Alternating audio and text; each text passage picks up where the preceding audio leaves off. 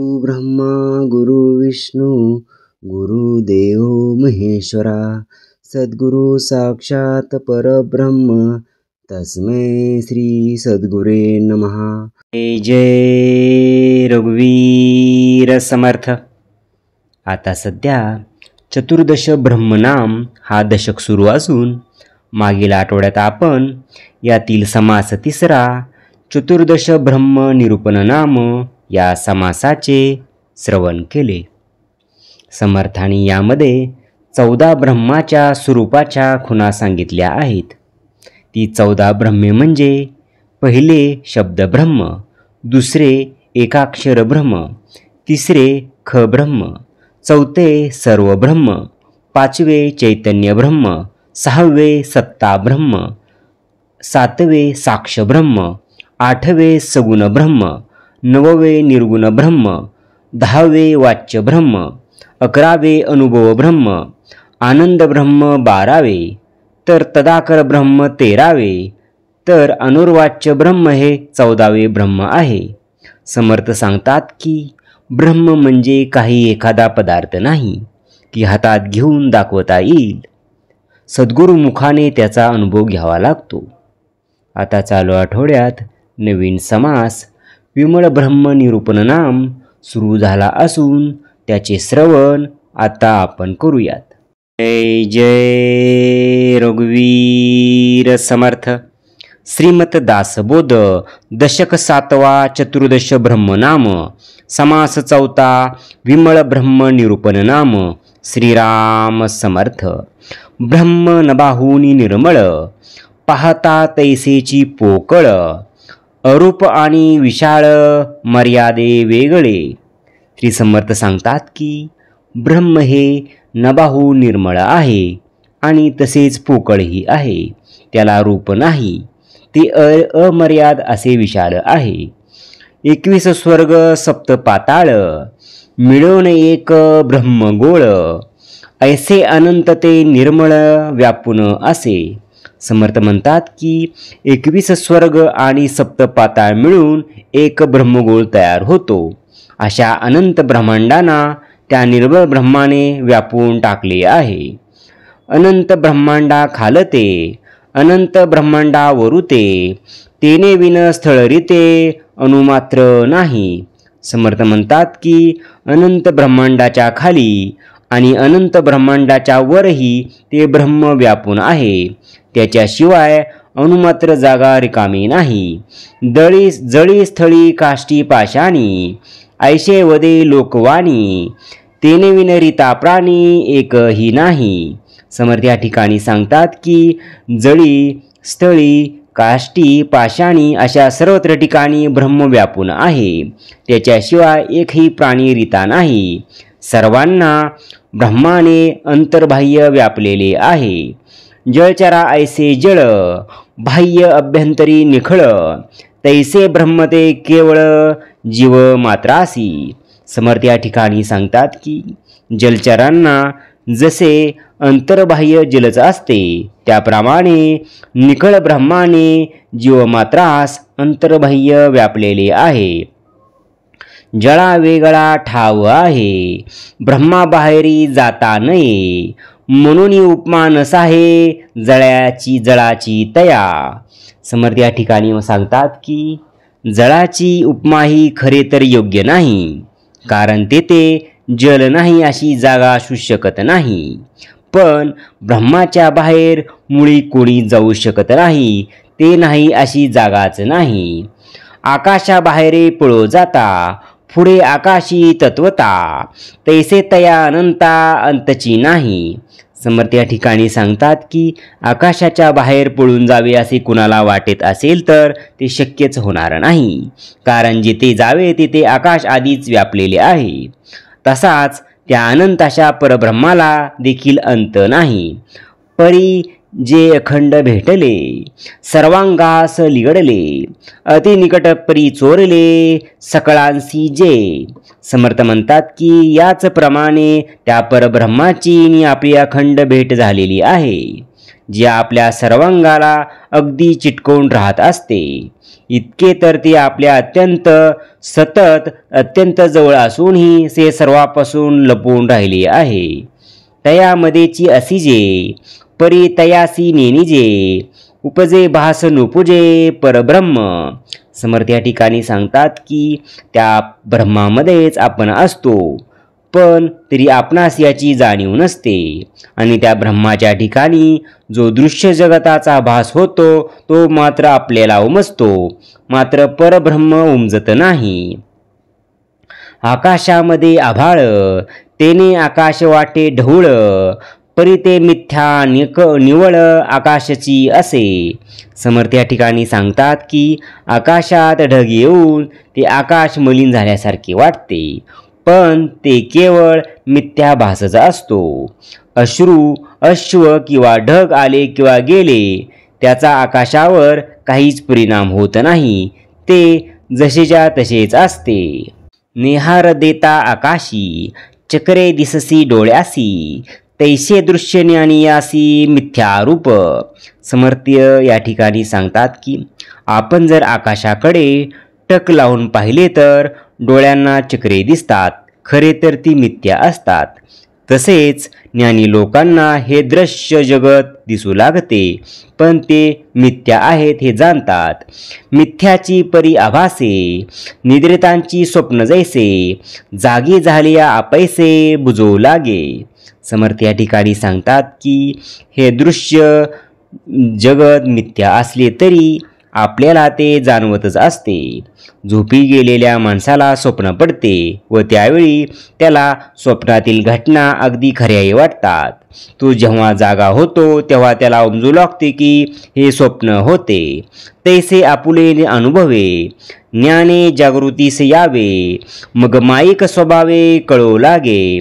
समर्थ म्हणतात की तसे आपल्या स्वस्वरूपाचा अनुभव आला की जो ज्ञानी असतो तो अज्ञानरूपी निद्रेतून ज्ञानाच्या योगी जागा होतो व त्याला मग स्वाभाविकच हे दृश्य जगत माईक आहे हे कळू लागते. आता असो हे कुवाडे, जे ब्रह्मांडा पलीकडे, त्याची आता निवाडे उमलून दाऊ. समर्थ म्हणतात की बरे आता असू द्या, ब्रह्मांडा पलीकडे असणारे हे कोडे आता उलगडून दाखवूया. ब्रह्मांडी कालविले, पदार्थ मात्रासी व्यापून ठेले, सर्वामंगे विस्तारले अंश मात्रे. समर्थ या ठिकाणी सांगतात की ब्रह्म हे अनंत कोटी ब्रह्मांडात कालवलेले असते. त्याने सर्व पदार्थांना व्यापून टाकलेले आहे आणि सर्वांमध्ये ते पसरलेले आहे, पण तो त्याचा अंशमात्र आहे. ब्रह्मामध्ये सृष्टी भासे, सृष्टीमध्ये ब्रह्म असे, अनुभव घेता आभासे अंश मात्रे. समर्थ या ठिकाणी सांगतात की ब्रह्माच्या ठिकाणीच सृष्टीचा भास होतो. सृष्टीमध्ये ते ओतप्रेत भरलेले असते. अनुभव घेऊ आला की कळून येते की सर्व दृश्य जगत म्हणजे त्या अनंत ब्रह्माचा लहानसा अंश आहे. अंश मात्रे सृष्टी भितरी, बाहेरी मर्यादा कोण करी, सगळे ब्रह्म ब्रह्मांडोंदरी माईल कैसे. समर्थ म्हणतात की त्याच्या अगदी लहानशा अंशात दृश्य सृष्टी भासते, तर बाहेर कितीतरी व्यापून उरलेले आहे, ती मर्यादा कोण करू शकणार. आता आपल्या एका ब्रह्मांडात उदरात सगळे ब्रह्म माऊच कसे शकेल. अमृतामध्ये आकाश, सगळे साठविता प्रयास, म्हणून तयाचा अंश बोलिला तो. समर्थ म्हणतात की छोटी तीर्थाची झारी असते, त्यात सगळे आकाश साठवण्याचा प्रयत्न करावा, तसेच हे आहे, म्हणून त्याच्या अंशात सृष्टी आहे असे म्हणतात.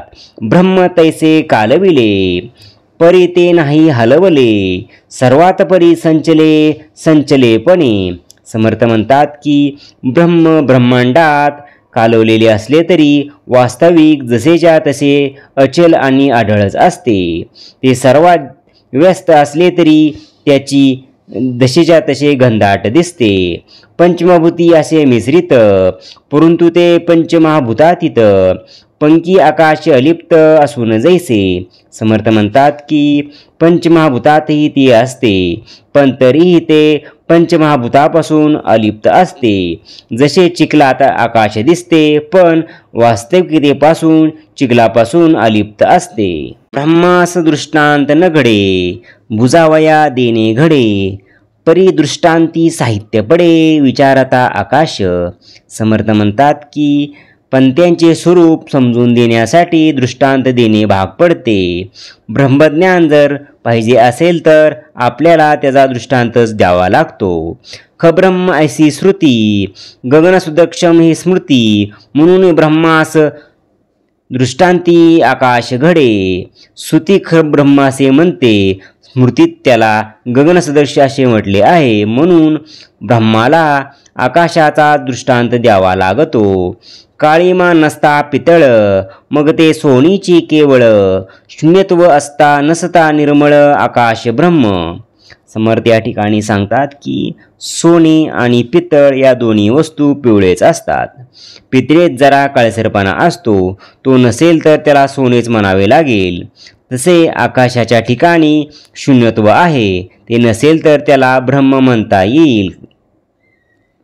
म्हणून ब्रह्म जैसे गगन आणि माया तैसे पवन, आढळे परी दर्शन नव्हे त्याचे. समर्थ म्हणतात की म्हणून ब्रह्माला गगनासारखे म्हणतात आणि मायेला वायूसारखे म्हणतात, पण वायू काही डोळ्यांना दिसत नाही. शब्द सृष्टीची रचना, होत जाते शनशना, परंतु ते स्थिरावना वायूच ऐसी. समर्थ या ठिकाणी सांगतात की आपण सारखे बोलत असतो तेव्हा शब्दसृष्टीची रचना क्षणाक्षणाला होते आणि जाते, म्हणजेच ती क्षणभंगूर अशाश्वत असते.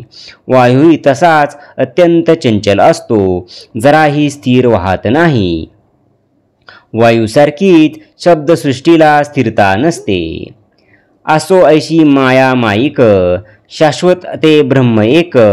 पाहो जाता अनेक व्यापून असे. समर्थ म्हणतात की याप्रमाणे ही माया अशी माईक शाश्वत आहे, तर अनेकांना व्यापून शिवाय शिल्लक असणारे ब्रह्म शाश्वत आहे. पृथ्वीशी भेदून आहे, तरी ते ब्रह्म कठीण नव्हे. दुजी उपमा नस आहे तया मृदुत्वासी. समर्थ म्हणतात की ते पृथ्वीला भेदूनच आहे, पण ते कठीण नाही. त्याच्या म्हणजेच कोमलपणाला द्यायला उपमाच नाही. पृथ्वीहून मृदू जळ, जळाहून तो अनळ, अनळाहून कोमळ वायू जाणावा. समर्थ म्हणतात की पृथ्वीहून जळ मृदू आणि सूक्ष्म आहे, जळाहून अग्नी कोमल आणि सूक्ष्म आहे, आणि त्या अग्निहून वायू अधिक कोमल आहे. वायून तैसे गगन, अत्यंतची मृदू जाण, गगनाहून मृदूपूर्ण ब्रह्म जाणावे. समर्थ म्हणतात की वायूपेक्षा गगन म्हणजे आकाशे अत्यंत सूक्ष्म आहे, पण त्या गगनाहून मृदू सूक्ष्म परब्रह्म आहे हे जाणून घ्यावे. वज्रास ऐसे भेदिले, परी मृदुत्व नाही गेले. उपमेरहित संचले, कठीण ना मृदू. समर्थ म्हणतात की ते वज्र अशा वज्रालाही ते ब्रह्म वज्रालाही भेटून जाते, परी त्याचे मृदुत्व नष्ट होत नाही. समर्थ या ठिकाणी सांगतात की ते ब्रह्म वज्रालाही भेदून जाणारे आहे, तरी त्याचे मृदुत्व नष्ट होत नाही. त्याला कठीणताही म्हणता येत नाही आणि मृदूही म्हणता येत नाही, अशी ते विलक्षण आहे. पृथ्वीमध्ये व्यापून असे, पृथ्वी नासे तरी नसे, जळ शोषी तर न शोषे, जळे असोनी. समर्थ म्हणतात की पृथ्वीमध्ये ते व्यापून आहे, परंतु पृथ्वी नाश पावली तरी ते नाश पावत नाही.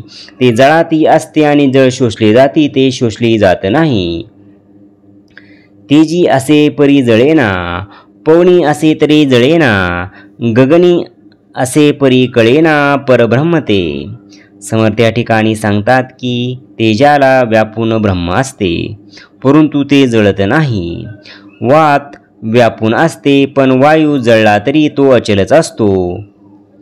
शरीरी अवघे व्यापले, परे ते नाही आढळले, जवळच दुरावले नवल कैसे. समर्थ म्हणतात की सर्व शरीरास व्यापून ते दिसते असते, पण ते दिसत नाही. अत्यंत जवळ असून त्याचे ज्ञान नसल्याने ते दुरावल्यासारखे वाटते. सन्मुखची चहूकडे तयामध्ये पाहणे घडे, बाह्य अभ्यंतरी रोकडे सिद्धची आहे. समर्थ म्हणतात की ते चहूकडे सन्मुखच असते. एवढेच नव्हे तर त्याच्यामुळेच आपण पाहू शकतो. तयामध्येची आपणा सभाये ते जाण, दृश्या वेगळी खून गगनासारखी. समर्थ या ठिकाणी सांगतात की त्याच्यामध्येच आपण आहोत आणि आपल्याला ते अंतर्बाह्य व्यापून आहे. काही नाहीसे वाटले, तेथेच ते कोंदाटले, जैसे न दिसे आपुले आपलासी धन. समर्थ म्हणतात की जेथे काही नाही असे वाटते ते सुद्धा ब्रह्म कोंदाटलेले असते, पण आपणच ठेवलेले आपले धन एक वेळा आपल्याला सापडत नाही, तशी अवस्था होते. जो जो पदार्थ दृष्टीस पडे ते त्या पदार्थापलीकडे, अनुभवे हे कुवाडे उकलावे. समर्थ म्हणतात की जो जो पदार्थ दृष्टीला पडतो त्या पदार्थाच्या अलीकडे ते ब्रह्मच असते. मागे पुढे आकाश, पदार्थ विनचो पैस, पृथ्वीन भकास एक रूप. समर्थ म्हणतात की सर्व पदार्थाच्या मागे पुढे खाली वर सर्वत्र आकाश असते. पदार्थ नसतील तर आकाशाची केवळ पोकळी सर्वत्र असतेच. समजा पृथ्वी ही नाहीशी झाली तर आकाश सर्वत्र व्यापून जशीच्या तसेच एकरूप असते. जे जे रूप आणि नाम, तो तो नाथिलाच भ्रम, नामारूपतीत वर्म अनुभवी जाणती. समर्थ म्हणतात की जे जे रूप आणि नाम दिसून येते ते सर्व मिथ्याच आहे. खरे तर नामरूपातीत परब्रह्माखेरीज दुसरी वस्तूच नाही. हे रहस्य आत्म अनुभवी जाणतात. नभी धुमाचे डोंगर, उचलती थोर थोर, तैसे दावे उडंबर मायादेवी. समर्थ म्हणतात की आकाशात मोठमोठे धुराचे डोंगर दिसतात आणि नाहीसे होतात. तसेच अद्वितीय ब्रह्माच्या ठिकाणी मायादेवी जणू गारुड विद्येच्या योगे या दृश्य सृष्टीचा आभास उत्पन्न करते. ऐशी माया अशाश्वत, ब्रह्म जाणावे शाश्वत, सर्वाठाई सदोदित भरले असे. समर्थ म्हणतात की अशी ही माया अशाश्वत, क्षणभंगूर आणि नाशवंत आहे आणि ब्रह्म हे शाश्वत असून ते सुदोदित सर्व ठिकाणी भरलेले आहे हे जाणून घ्यावे. पोती वाचू जाता पाहे, मातृकामध्ये भरले आहे, नेत्री रेगुनिया पाहे मृदूपणे. समर्थ म्हणतात की आपण ज्या ज्या वेळी पोती वाचू लागतो त्या त्यावेळी त्या पोतीतील अक्षरही ते तसेच असते. तसेच त्या डोळ्याने आपण पाहतो त्यापेक्षा ती अत्यंत सूक्ष्म असल्याने, मृदू असल्याने त्यातून ते ब्रह्म निघाल्यासारखेच वाटते. श्रवणे शब्द ऐकता, मने विचार पाहता, मना ब्रह्मा सभाये तत्वता परब्रह्मते. समर्थ म्हणतात की कानाने ज्यावेळी आपण शब्द ऐकतो किंवा मनाने संकल्प विकल्प करतो ते परब्रह्मच सर्व इंद्रिय, मन, बुद्धी इत्यादींना अंतर्बाह्य व्यापून राहिलेले असते. चरणी चालता मार्गी, जे आढळे सर्वांगी, करे घेता वस्तू लागी आडवे ब्रह्म. समर्थ म्हणतात की पायाने मार्ग चालत असताना ते आपल्या सर्वांगी भरून आहे हे आपल्याला जाणवते. हाताने वस्तू घेतानाही ते हातांना व्यापून आहे हे आपल्याला कळते. असो इंद्रिय समुदाय, तयामध्ये वर्ते सर्व, जाणो जाता मोडे हाव इंद्रियाची. समर्थ म्हणतात की याप्रमाणे ज्ञान इंद्रिय आणि कर्म इंद्रिय याच्यामध्ये ब्रह्मच आहे हे लक्षात आले की त्या इंद्रियाची विषयाकडील धाव नाहीशी होते. जे जवळील असे पाहो जाता न दिसे, न दिसो न वसे काही एक. समर्थ म्हणतात की ते ब्रह्म जवळच असून बाह्य सृष्टीला मात्र प्रयत्न केला तरी दिसू शकत नाही, पण दिसले जरी नाही तरी त्याच्या अस्तित्वाची जाणीव मात्र होते. जे अनुभवच जाणावे, सृष्टीचेनी अभावे, आपुलेनी स्वानुभवे पावे जे ब्रह्म. समर्थ या ठिकाणी सांगतात की त्याला जाणावायचे असेल तर सर्व दृश्य सृष्टी मिथ्या आहे हे अनुभवाने जाणून त्या सृष्टीत गुंतलेले आपले लक्ष काढून घेऊ. आपले खरे स्वरूप काय याचा शोध घेण्याचा प्रयत्न केला की स्वानुभवाने ब्रह्माशी ऐक्य होते. ज्ञानदृष्टीचे देखणे, चर्मदृष्टी पाहुणे, अंतर्वृत्तीची खुणे अंतर्वृत्ती साक्ष. समर्थ या ठिकाणी म्हणतात की ज्ञानदृष्टीच्याने गोष्टी जाणता येतात, त्या दृष्टीने दिसत नाहीत. अंतर्वृत्तीच्या खुणा अंतर्वृत्तीच साक्ष देतात. जाणे ब्रह्म जाणे माया, जाणे अनुभवाच्या ठाया, ते एक जाणावी तुर्या सर्व साक्षिणी. समर्थ म्हणतात की ही जी स्थिती असते तिला माया, ब्रह्म व आत्मानुभव या सर्वांना साक्षीरूपाने जाणणारी सर्व साक्षिणी तुर्यावस्था असे म्हटले जाते. तिची ओळख पटवून घ्यावी. साक्षत्व वृत्तीचे कारण, उन्मनितेची निवृत्ती जाण, जिथे विरे जाणपण विज्ञान ते. समर्थ म्हणतात की साक्षीत्व ही एक पण वृत्तीच आहे. जेथे साक्षीत्वाची जाणीव ही पूर्णपणे विरून पूर्ण निवृत्ती होते तिला उन्मनी म्हणतात. मनालाही लय होऊन पूर्ण जीव ब्रह्मक्य होते त्यास विज्ञान म्हणतात. जेथे अज्ञान सरे, ज्ञान तेही नुरे, विज्ञान दृष्टी पुरे परब्रह्मी. समर्थ म्हणतात की जेथे अज्ञान व ज्ञान दोन्ही नसते तेथे परब्रह्माच्या ठिकाणी विज्ञान वृत्ती एकरूप होते. ऐसे ब्रह्म शाश्वत, जेथे कल्पनेसी अंत, योगीजना एकांत अनुभवे जाणती. समर्थ म्हणतात की असे जे शाश्वत ब्रह्म जेथे कल्पनेचा लवलशी नसतो त्या ठिकाणी योगी लोक स्वरूपानुभवाने परब्रह्माशी ऐक्य पावून एकांत प्राप्त करतात. इति श्री दासबोधे गुरु शिष्य संवादे निर्मळ ब्रह्म निरूपण नाम समास चौथा. जय जय रघुवीर समर्थ. ओम श्री गुरुदत्तात्रेय श्रीपाद श्री वल्लभाय नमः. ओम श्री गुरुदत्तात्रेय श्रीपाद श्री वल्लभाय नमः. ओम श्री गुरुदत्तात्रेय श्रीपाद श्री वल्लभाय नमः. ओम श्री गुरुदत्तात्रेय श्रीपाद श्री वल्लभाय नमः. ओम श्री गुरुदत्तात्रेय श्रीपाद श्री वल्लभाय नमः. ओम श्री गुरुदत्तात्रेय श्रीपाद श्री वल्लभाय नमः. ओम श्री गुरुदत्तात्रेय श्रीपाद श्री वल्लभाय नमः. ओम श्री गुरुदत्तात्रेय श्रीपाद श्री वल्लभाय नमः. ओम श्री गुरुदत्तात्रेय श्रीपाद श्री वल्लभाय नमः. ओम श्री गुरुदत्तात्रेय श्रीपाद श्री वल्लभाय नमः. ओम श्री गुरुदत्तात्रेय श्रीपाद श्री वल्लभाय नमः. ओम श्री गुरुदत्तात्रेय श्रीपाद श्री वल्लभाय नमः. ओम श्री गुरुदत्तात्रेय श्रीपाद श्री वल्लभाय नमः. ओम श्री गुरुदत्तात्रेय श्रीपाद श्री वल्लभाय नमः. ओम श्री गुरुदत्तात्रेय श्रीपाद श्री वल्लभाय नमः. ओम ओम श्री गुरुदत्तात्रेय श्रीपाद श्री वल्लभाय नमः. जय सद्गुरु.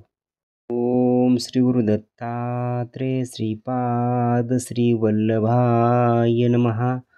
ओम श्री गुरुदत्तात्रेय श्रीपाद श्री वल्लभाय नमः. ओम श्री गुरुदत्तात्रेय श्रीपाद श्री वल्लभाय नमः. ओम श्री गुरुदत्तात्रेय श्रीपाद श्री वल्लभाय नमः. ओम श्री गुरुदत्तात्रेय श्रीपाद श्री वल्लभाय नमः. ओम श्री गुरुदत्तात्रेय श्रीपाद श्री वल्लभाय नमः. ओम श्री गुरुदत्तात्रेय श्रीपाद श्री वल्लभाय नमः. ओम श्री गुरुदत्तात्रेय श्रीपाद श्री वल्लभाय नमः. ओम श्री गुरुदत्तात्रेय श्रीपाद श्री वल्लभाय नमः. ओम श्री गुरुदत्तात्रेय श्रीपाद श्री वल्लभाय नमः. ओम श्री गुरुदत्तात्रेय श्रीपाद श्री वल्लभाय नमः. ओम श्री गुरुदत्तात्रेय श्रीपाद श्री वल्लभाय नमः. ओम श्री गुरुदत्तात्रेय श्रीपाद श्री वल्लभाय नमः. ओम श्री गुरुदत्तात्रेय श्रीपाद श्री वल्लभाय नमः. ओम श्री गुरुदत्तात्रेय श्रीपाद श्री वल्लभाय नमः. ओम श्री गुरुदत्तात्रेय श्रीपाद श्री वल्लभाय नमः. जय सद्गुरु.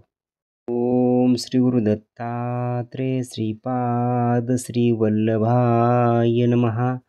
ओम श्री गुरुदत्तात्रेय श्रीपाद श्री वल्लभाय नमः. ओम श्री गुरुदत्तात्रेय श्रीपाद श्री वल्लभाय नमः. ओम श्री गुरुदत्तात्रेय श्रीपाद श्री वल्लभाय नमः. ओम श्री गुरुदत्तात्रेय श्रीपाद श्री वल्लभाय नमः. ओम श्री गुरुदत्तात्रेय श्रीपाद श्री वल्लभाय नमः. ओम श्री गुरुदत्तात्रेय श्रीपाद श्री वल्लभाय नमः. ओम श्री गुरुदत्तात्रेय श्रीपाद श्री वल्लभाय नमः. ओम श्री गुरुदत्तात्रेय श्रीपाद श्री वल्लभाय नमः. ओम श्री गुरुदत्तात्रेय श्रीपाद श्री वल्लभाय नमः. ओम श्री गुरुदत्तात्रेय श्रीपाद श्री वल्लभाय नमः. ओम श्री गुरुदत्तात्रेय श्रीपाद श्री वल्लभाय नमः. ओम श्री गुरुदत्तात्रेय श्रीपाद श्री वल्लभाय नमः. ओम श्री गुरुदत्तात्रेय श्रीपाद श्री वल्लभाय नमः. ओम श्री गुरुदत्तात्रेय श्रीपाद श्री वल्लभाय नमः. ओम श्री गुरुदत्तात्रेय श्रीपाद श्री वल्लभाय नमः. जय सद्गुरु. ओम श्री गुरुदत्तात्रेय श्रीपाद श्री वल्लभाय नमः. ओम श्री गुरुदत्तात्रेय श्रीपाद श्री वल्लभाय नमः. ओम श्री गुरुदत्तात्रेय श्रीपाद श्री वल्लभाय नमः. ओम श्री गुरुदत्तात्रेय श्रीपाद श्री वल्लभाय नमः. ओम श्री गुरुदत्तात्रेय श्रीपाद श्रीवल्लभाय नमः। ओम श्री गुरुदत्तात्रेय श्रीपाद श्रीवल्लभाय नमः। ओम श्री गुरुदत्तात्रेय श्रीपाद श्रीवल्लभाय नमः। ओम श्री गुरुदत्तात्रेय श्रीपाद श्रीवल्लभाय नमः। ओम श्री गुरुदत्तात्रेय श्रीपाद श्रीवल्लभाय नमः। ओम श्री गुरुदत्तात्रेय श्रीपाद श्रीवल्लभाय नमः। ओम श्री गुरुदत्तात्रेय श्रीपाद श्रीवल्लभाय नमः। ओम श्री गुरुदत्तात्रेय श्रीपाद श्रीवल्लभाय नमः। ओम श्री गुरुदत्तात्रेय श्रीपाद श्रीवल्लभाय नमः। ओम श्री गुरुदत्तात्रेय श्रीपाद श्रीवल्लभाय नमः। ओम श्री गुरुदत्तात्रेय श्रीपाद श्रीवल्लभाय नमः। ओम श्री गुरुदत्तात्रेय श्रीपाद श्रीवल्लभाय नमः। जय सद्गुरु।